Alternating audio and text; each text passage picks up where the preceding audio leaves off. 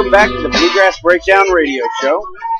Got a little Jane's Addiction. It is Perry Farrell's, I think, 59th birthday, something like that. So, Jane's Addiction. Anyways, Kelly's really awkward. We're gonna get into it. We got a guest on the line, Perrin Johnson from the former Louisville Cardinal. Perrin, can you hear us? Yes, I can hear you guys loud and clear. How you doing? We're doing good. How are you doing? Doing good right now. I'm about 5 miles outside of Hattiesburg, Mississippi, on my way to support my school. Hopefully we get this done on Saturday. How excited are you right now that that Louisville was able to pull it off? Words cannot express it. I'm happy for this team.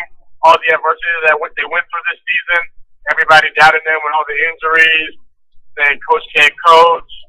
Pitino's past his prime, and here he is in the Final Four again for the 6th time. Really is a testament to how great of a coach he is.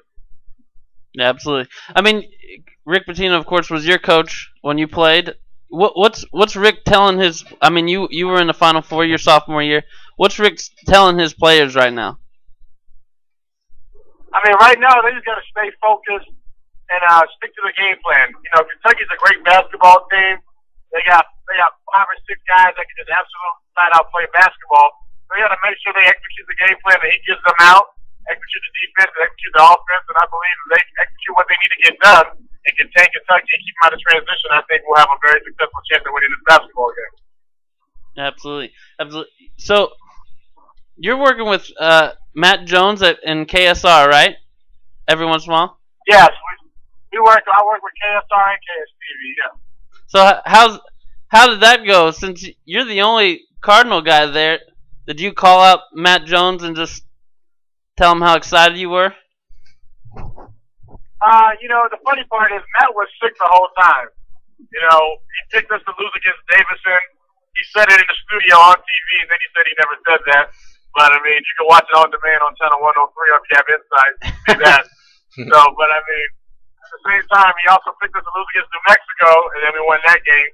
And then in his bracket, he had Michigan State in the Final Four, and then he said he never had that either. But I saw his bracket at the office, but, you know, we're going to leave it at that, you know, and he got us the whole time. And I'm just glad that Coach got this done.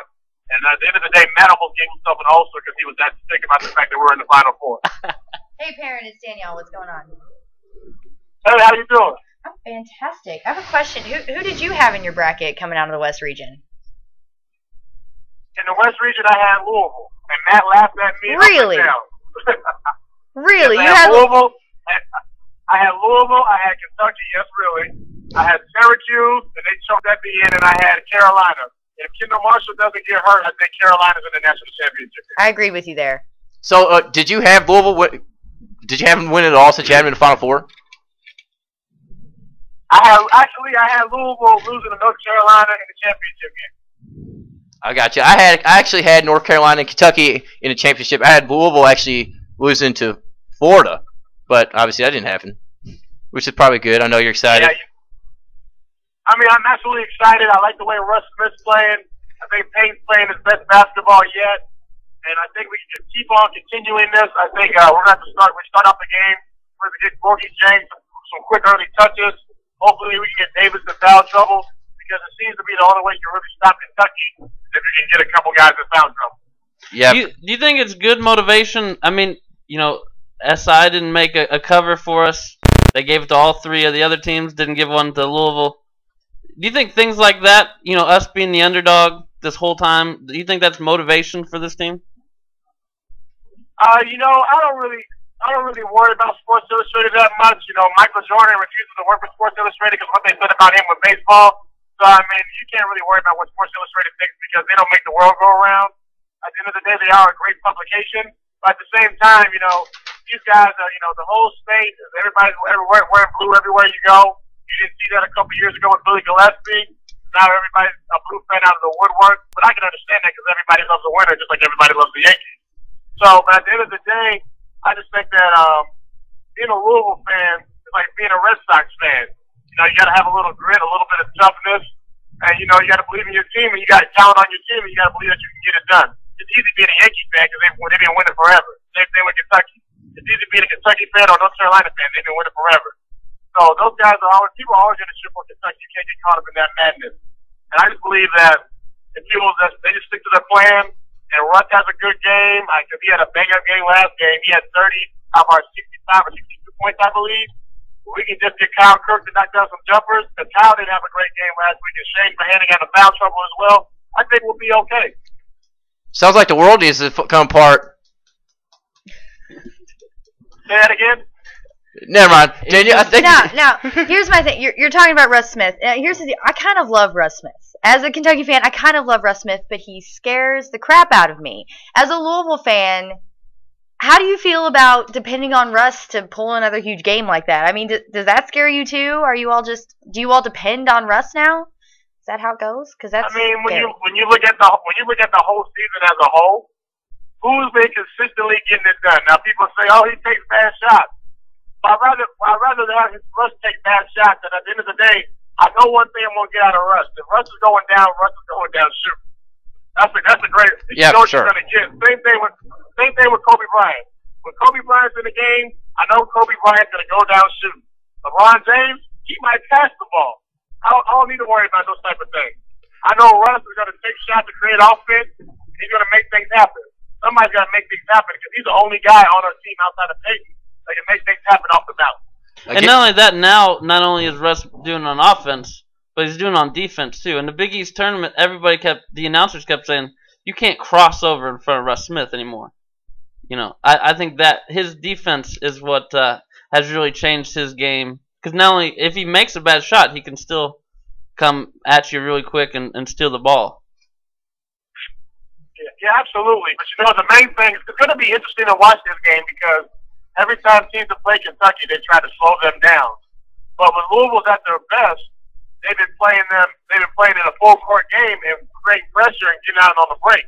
So now the question is, and what remains to be seen is, do you run with Kentucky to create your offense? Because that's the type of tempo you've been creating the last 7 or 8 games that it's been working for you. Yeah, for sure. The way I see it is I think Louisville comes at Kentucky with a little bit of zone, a little bit of man. They just got to, blend it together as a team. What's going on, man? And, yeah. I don't think we'll play man-to-man. I don't think we'll play man-to-man. I think at all? Man-to-man because it causes too many driving. We will have times, but not a whole lot because it causes too many driving gaps. And if Borgie Chang's on the game, we're going to be in the world of hurt as far as size and rebounding on the backboard. For sure. I was going to ask you. You got to think of. Go ahead. Go ahead. I was going to say. Michael K. Gilchrist scored 17 points in 15 minutes and had 6 or 7 rebounds in the first 15 minutes of the game. That's unheard of. Yeah, for sure. He ended with 24 and 19, so he had a hell of a game. I was going to say, what is your key matchup for this game? Everybody know we got Davis and Jang. Is that the key matchup, or are you going to look at maybe Siva Teague? You know what? I don't think there's one key thing you can key on with Kentucky. Like, Kentucky, that's the problem with Kentucky. When you watch the Baylor game, they try to double down on Terrence Jones. They threw it out to Anthony Davis. He knocked down 2 elbow, top of the wing jumpers. So when you take away things from Kentucky, they got guys that are so good that they always score. Indiana did not double down on anybody on Kentucky. They just played hard-nosed, man-to-man defense. And they took it to them. They didn't try to not do things they're not used to doing.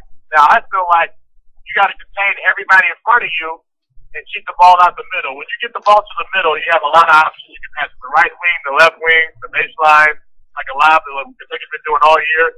Darius Miller can take the dribble. He does a jump step, gets in the lane, allows us to Anthony Davis to shoot 18 to 12 footer.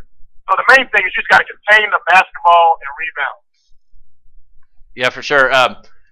We got Perrin Johnson again on the line. Perrin, you're on the way down to New Orleans. Obviously, you're with Chris Current. Did Chris Current ask him right now? Did he have Louisville in the Final Fours like you did?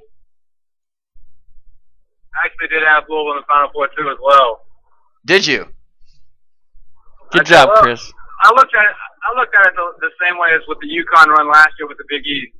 It's a team that was younger and went through a lot of adversity going through the year. And once you get to the tournament time, coach is such a great prepare and short-term turnaround. If you got a coach with the experience that he has, you only have a night to get ready. I'll take Coach B up against any coach that you're going against. But with that type of run, you give Coach B a couple weeks to prepare for tournament. Usually he has good results. So I did have him in the Final Four as well. That's good stuff. Chris, were you You were a part of the Final Four run, weren't you? Yes. How was that experience? Just walking into the city, like when the bus arrives. You're getting off. What's that like? Are you there? Oh, we didn't hear you. Cut out for a second. Yeah. Can you hear me? Hello? I can hear you. Can you guys hear us now? Yeah, we can hear you now. Tyler had asked Chris, and I think Perrin, were you also on it? Yeah. What you guys? Well, we had asked Chris what he thought the experience of the Final Four. Getting off the bus and arriving at the Final Four. What's that all like? It's great, man. It's a culmination of the entire year. How hard you work the entire year. You always start the year off with a goal to get to the Final Four because you're one of the last 4 teams playing. It's why you get up early in the morning. It's why you go to practice, why you go to class, why you run extra. So, I mean, it's just great to see that Final Four culmination of all the hard work and success and getting there and having a chance to win a national championship. It's not something that everybody can say. That is good stuff. I'm sure that all of them are exciting. Guys, we got to actually hit our commercial break. We really do appreciate the both of you all, talking with us. We had, of course, Perrin Johnson and Chris Current. They're on their way down to New Orleans in the Final Four, just outside of Mississippi, Hattiesburg. So they'll be down there soon, tearing up Bourbon Street. We are 98 miles. We are 98 miles outside of New Orleans. That's awesome. We actually, I will tell you this. We actually might take a private jet down on Monday morning, and I'm dead serious. And if we do, we will let you know. Absolutely. We'll find you down there. All right, that's good stuff. You guys have a fun trip. Same to you guys. Have a good night. Go Cards. You too. Go Cards, Chris. Go Cats, but thank you, parents. That's good stuff right there. We got a dual interview. With both guys having Final Four, Hi. legit Final Four experience. Exactly, that's good yeah. stuff. Hey, that's good. I didn't expect him to be with me. I thought he was staying in town. So.